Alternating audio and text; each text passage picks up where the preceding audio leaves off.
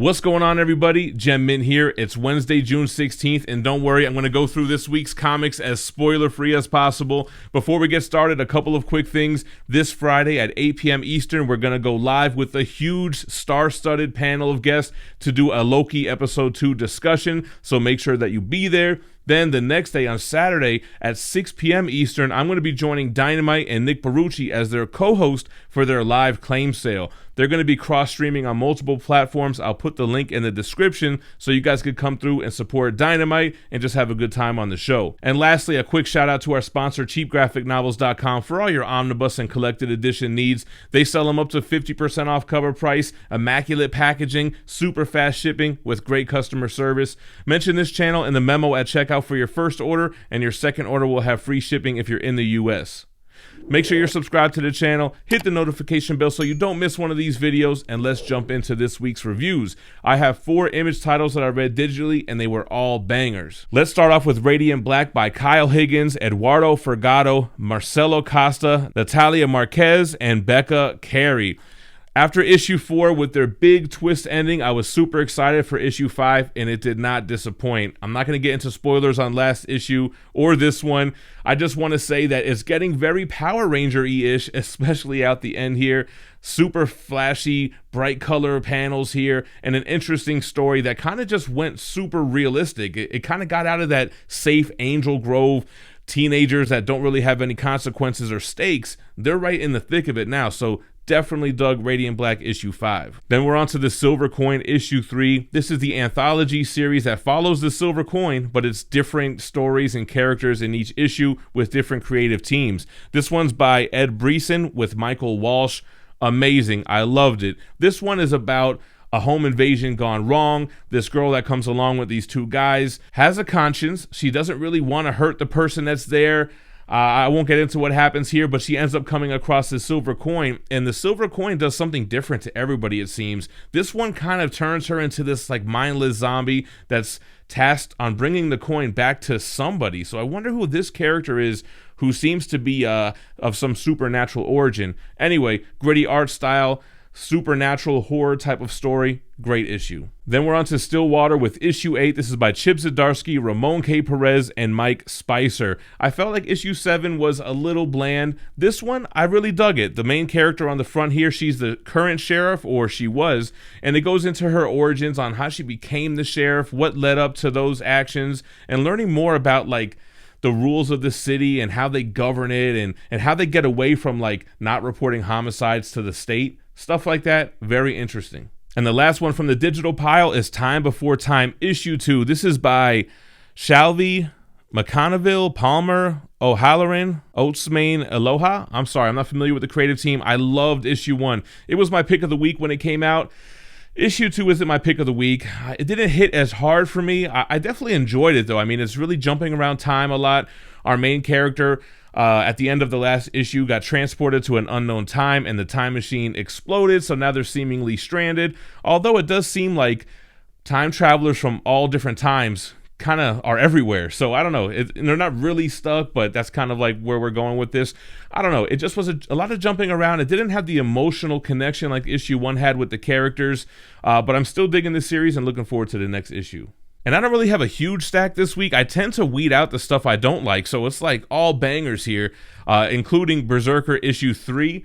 All of these books could be potential pick of the week contenders, man. So Keanu Reeves with Matt Kent, Ron Garney, and Bill Crabtree. Love this one. So the BRZRKR character, we go back to the past. We see how he's used as like a tool and a weapon by his adoptive father and mother, because, you know, technically he came from the gods, right?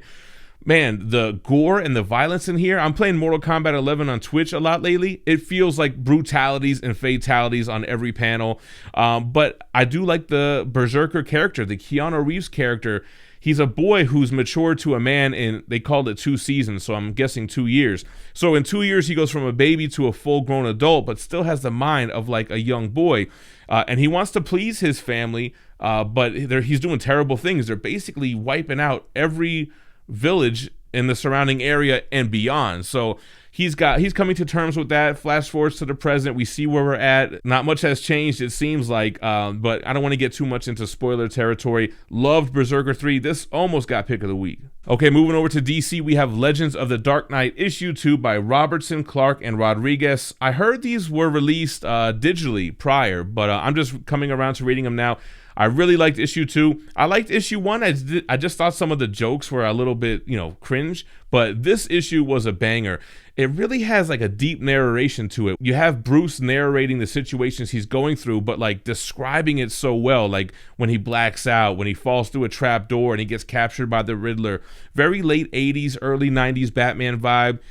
A monologue in his head, kind of whether or not he should save Joker when he pulls him up for the water. Should he give him mouth-to-mouth and CPR?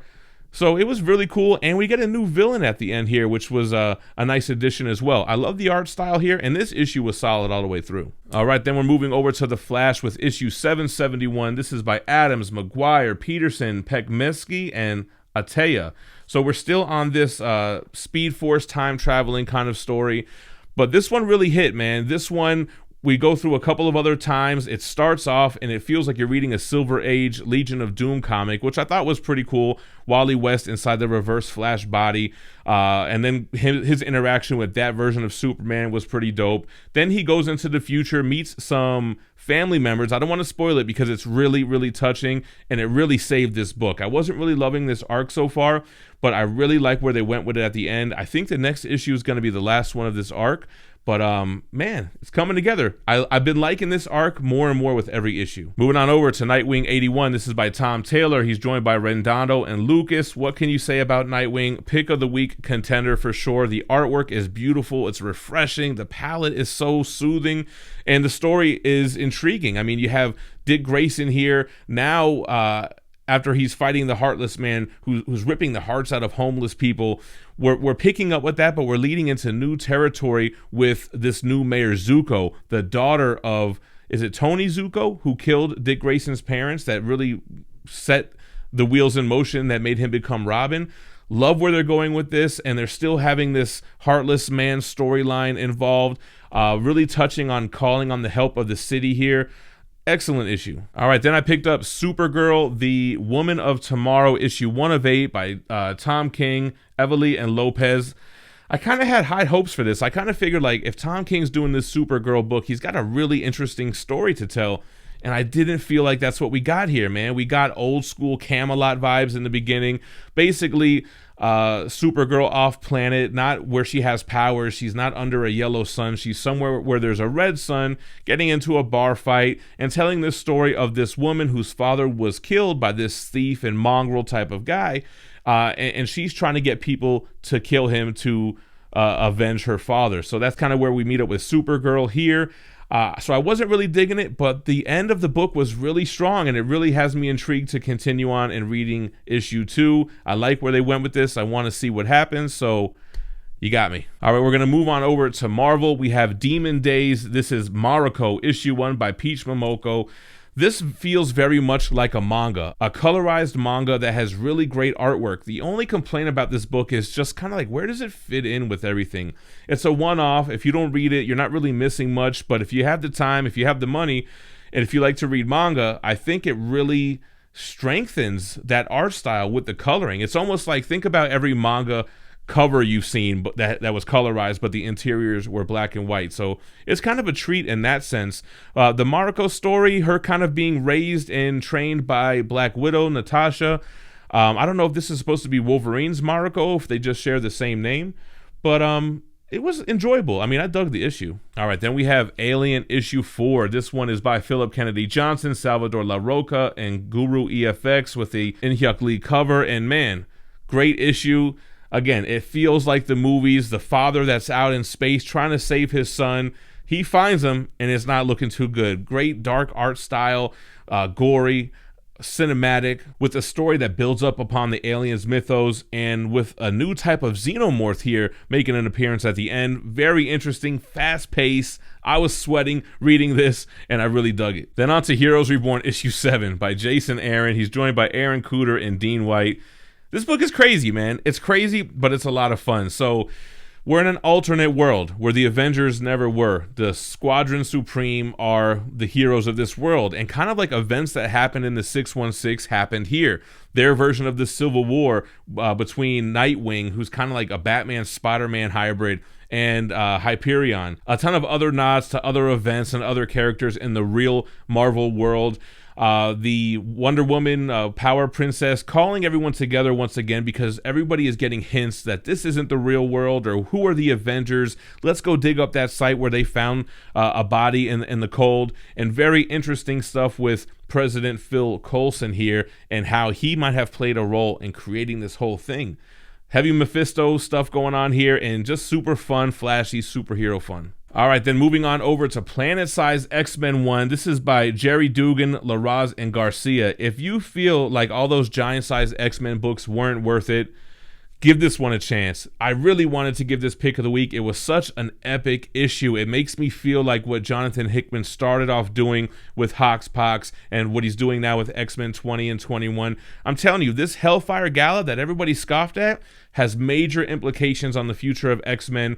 Planet Size X-Men here is picking up where X-Men 21 left off, where they were going to end the night with fireworks. So what are the fireworks in the sky? It's kind of a little bit of a spoiler, but it's really just the plot of this book. It's just the synopsis. But what it is the mutants terraforming Mars. You have all the mutants adding their abilities, whether it's Iceman making polar ice caps, or Storm with the weather, and Magneto making the iron core hot and dense enough to sustain the atmosphere. It was really interesting how they brought Mars to life, but I'm not going to spoil why they bought it for life and who's going to inhabit it, but I really dug it. I thought it was super interesting. The art was fantastic, showing them terraforming this planet.